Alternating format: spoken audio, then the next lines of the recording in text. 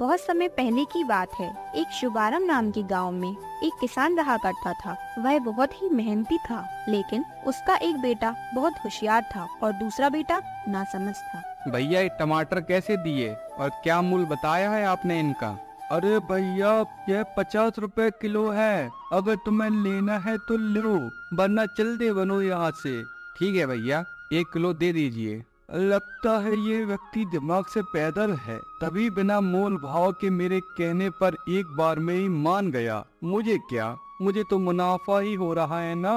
सब्जी वाला व्यक्ति कुंदन के भोलेपन का फायदा उठाता है। तभी उसका बड़ा भाई बाजार में किसी काम से आया हुआ था। अपने भाई को देखा तो वह उसके पास आ गया। क्या हुआ कुंदन, तुम बाजार में क्या कर रहे हो? कुछ सामान लेने आए हो क्या? हाँ बड़े भैया, माँ ने घर के लिए सब्जियाँ मंगवाई हैं, मैं वही लेने के लिए आया हूँ।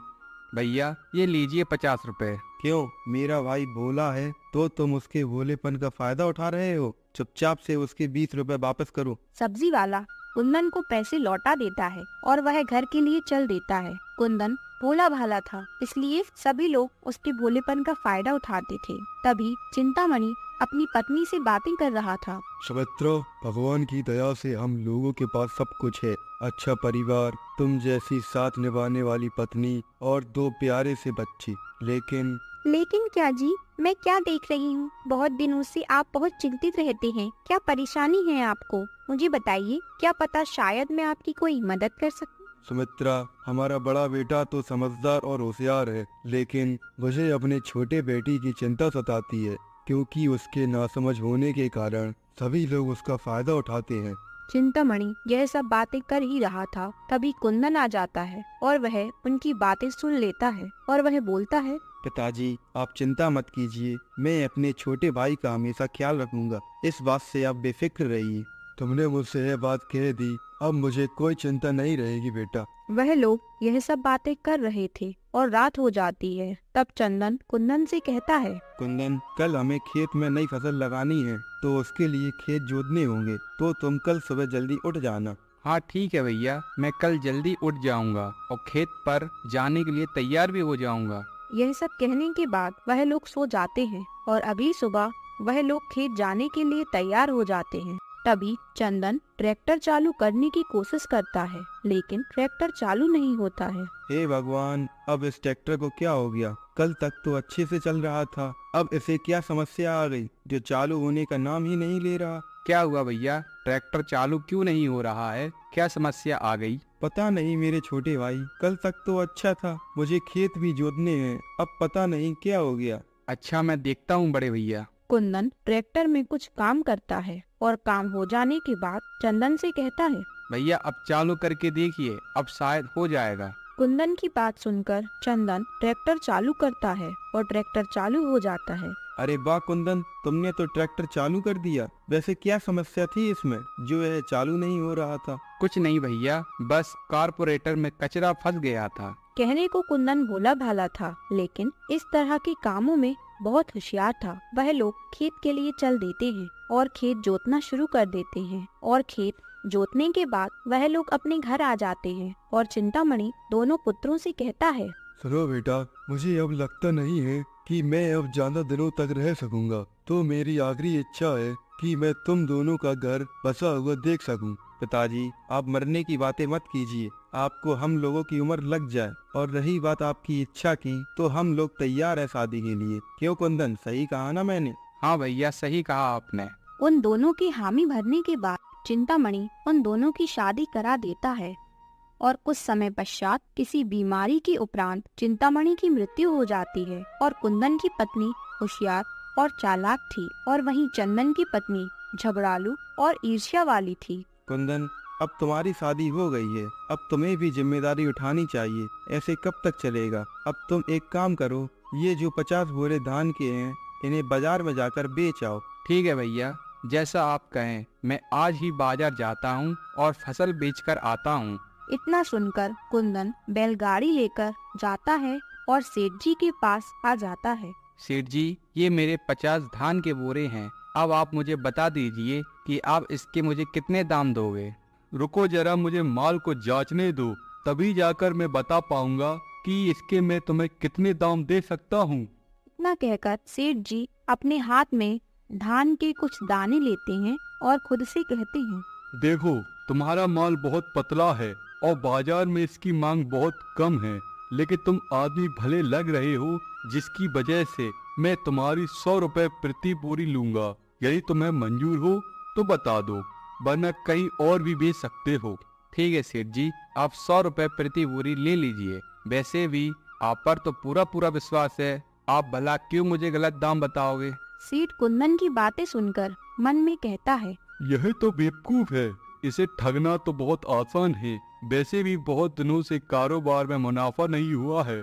भगवान ने आज शायद इसलिए ही आज इसे मेरे पास भेज दिया।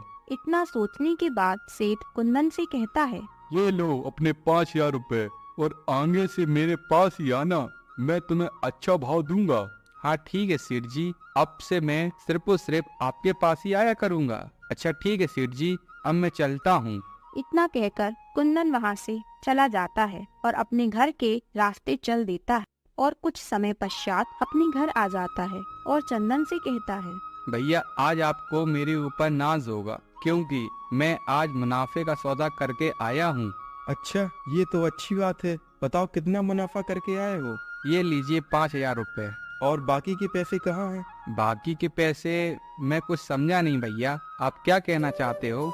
यही कि धान की प्रति बोरी 150 रुपए की थी, जबकि 50 बोरी धान थी, तो पूरे हुए 7500 रुपए, और तुमने मुझे 5000 रुपए दिए, तो बाकी के पैसे कहाँ गए? कुंदन सोच में पड़ जाता है और कुछ देर बाद कहता है, भैया सेठ जी ने तो मुझे 100 रुपए प्रति बोरी दिए।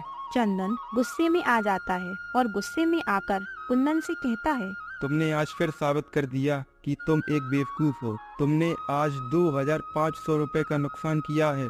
आखिर कब तक तुम जिम्मेदार बनोगे और कब अपनी जिम्मेदारी निभाओगे? चंदन यह सारी बातें सुनाकर वहाँ से चला जाता है और कुंदन चुपचाप वहीं खड़ा रह जाता है और चंदन अपनी पत्नी लीला के पास आ जाता है और उससे कहता है, लीला, मेरा भाई बहुत बेवकूफ है। मैं कितना ही समझा लूं उसे, लेकिन वह एक बात भी नहीं समझता है।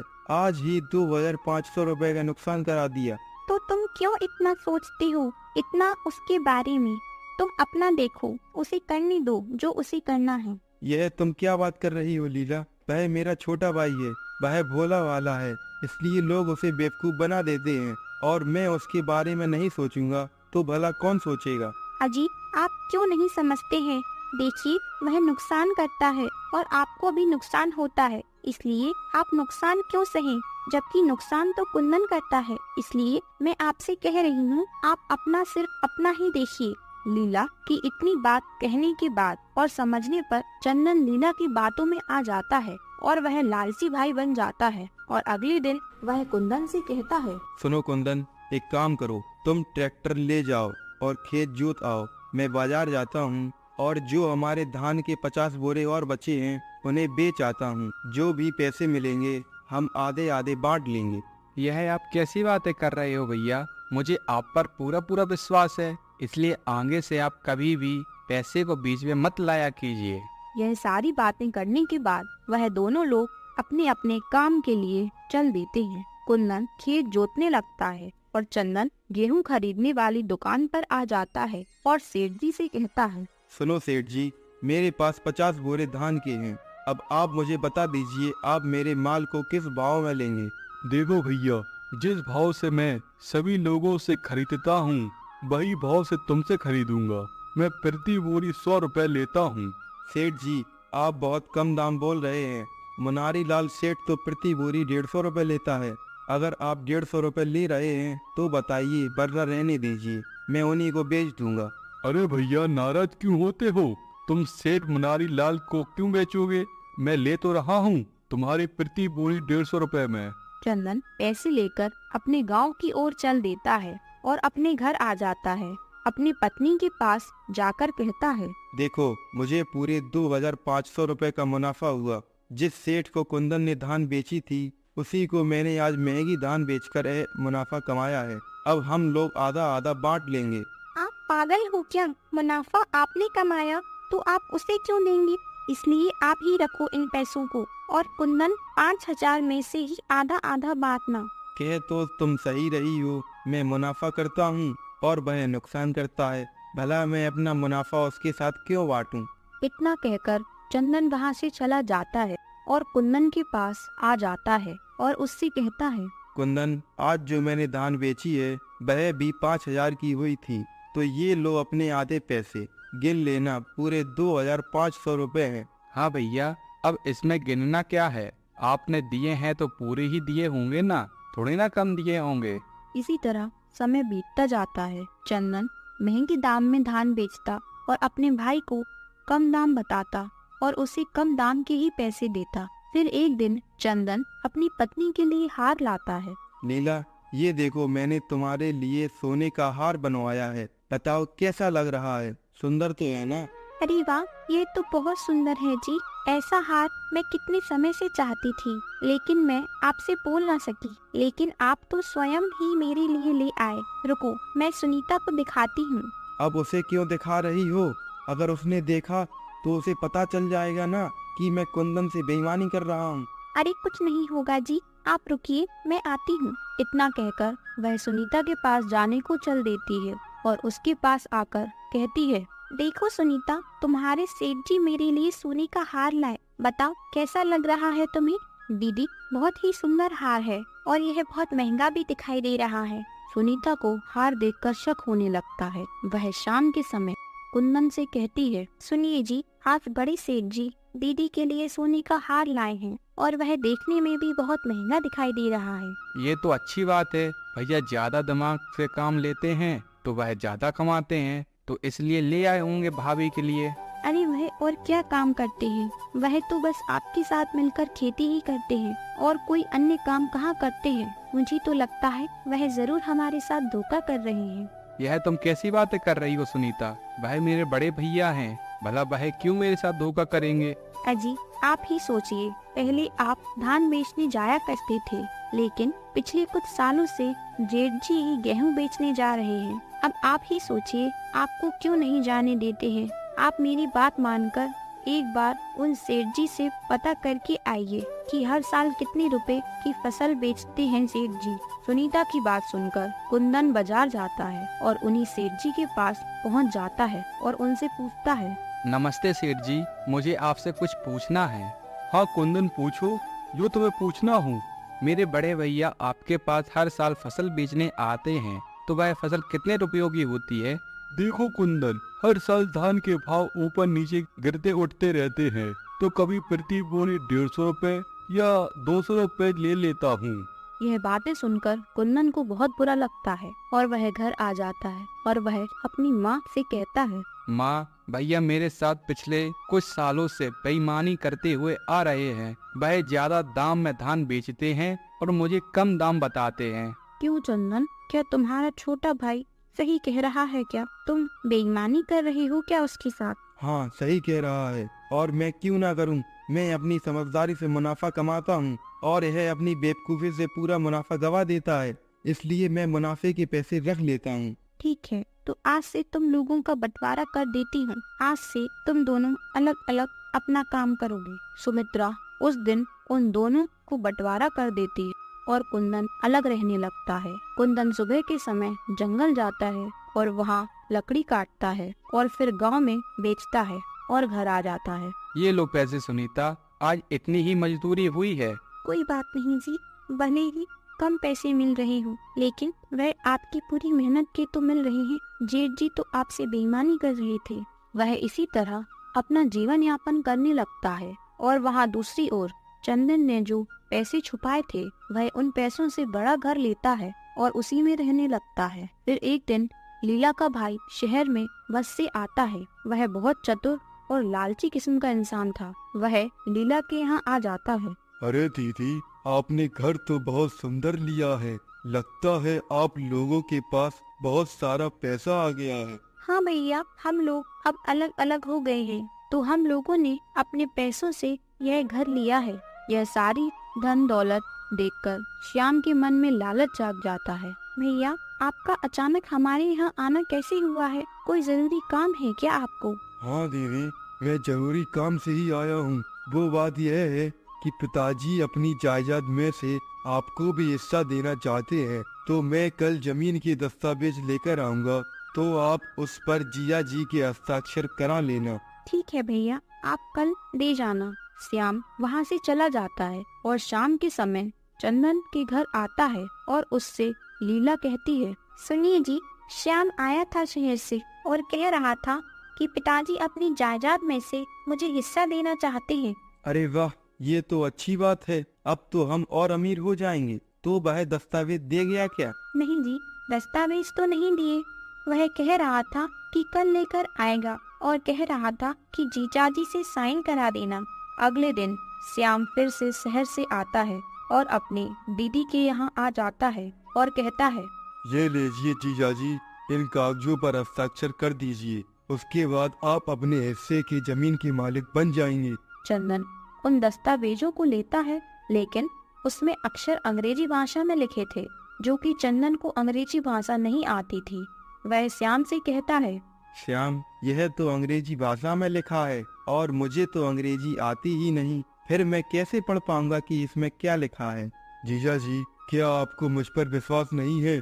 आप बेफिक्र होकर हस्ताक्षर कर दीजिए। श्याम की बात सुनकर चंदन दस्तावेजों पर साइन करा देता है और श्याम चला जाता है और अगली सुबह वह पुलिस के साथ चंदन के यहाँ आता है। इंस्पेक्टर साहब, इन लोगों के ऊपर मैंने दया करके इस घर में रहने के लिए हाँ कर दी थी, लेकिन अब मुझे यह घर वापस लेना है और मैंने इन लोगों से घर खाली करने के लिए कहा, तो यह लोग खाली ही नहीं कर रहे। क्यों? तुम लोग इनका घर खाली क्यों नहीं कर रहे हो? क्या तुम्हें हवालात की हवा खानी है क्या? इंस्पेक्टर साहब, यह श्याम झूठ बोल रहा है। यह तो हमारा घर है। हाँ इंस्पेक्टर साहब, हम लोग सच बोल रही है। यह घर हम लोगों का है। क्या सबूत है तुम लोगों के पास कि ये घर तुम्हारा है, जबकि श्याम के पास इस घर के दस्तावेज है जिन पर साफ साफ लिखा है कि ये घर तुम लोगों ने श्याम को दे दिया है। इसलिए चुपचाप इस घर से निकल जाओ, वरना हवालात में डाल दूंगा। समझे तुम लोग? इंस्पेक्टर की बात सुनकर वह दोनों लोग घर से निकल जाते हैं और वह सड़क पर आ जाते हैं। एक दिन कुंदन लकड़ी बेचने के लिए जा रहा था, तभी उसकी नजर अपने भैया भाभी पर पड़ी। वह उनके पास गया। भैया, यह आपके साथ क्या हुआ? आप इस तरह की हालत में क्यों हो? कुंदन, मेरे साले ने मेरे साथ धोखा किया है। चंदन अपने साथ घटी सारी घटनाएं कुंदन को बता देता है कि उनका यह हाल कैसे हुआ। कोई बात नहीं भैया, हम श्याम को सबक जरूर सिखाएंगे। आप अभी घर चलिए। इतना कहकर वह सभी लोग घर के लिए चल देते हैं और घर आ जाते हैं और आकर चंदन फिर से अपने साथ घटी घटना सभी को बताता है। तभी उसकी माँ कहती है, चंदन, यह तो तुम्हारे साथ होना ही था, क्योंकि तुमने अपने छोटे भाई के साथ बेईमानी की है। वह भोला भाला है और तुमने उसके भोलेपन का फायदा उठाया है और तुमने अपने पिताजी को वचन दिया था कि तुम उसके साथ हमेशा रहोगी। माँ, मुझे माफ कर दो, और कुंदन, तुम भी मुझे माफ कर दो। मैं अपनी की हुई गलतियों पर बहुत शर्मिंदा हूँ। चंदन को अपनी गलती का एहसास हो जाता है और इसी के साथ आज की स्टोरी खत्म होती है। वैसे सही कहा गया है कि जैसी करनी वैसी भरनी।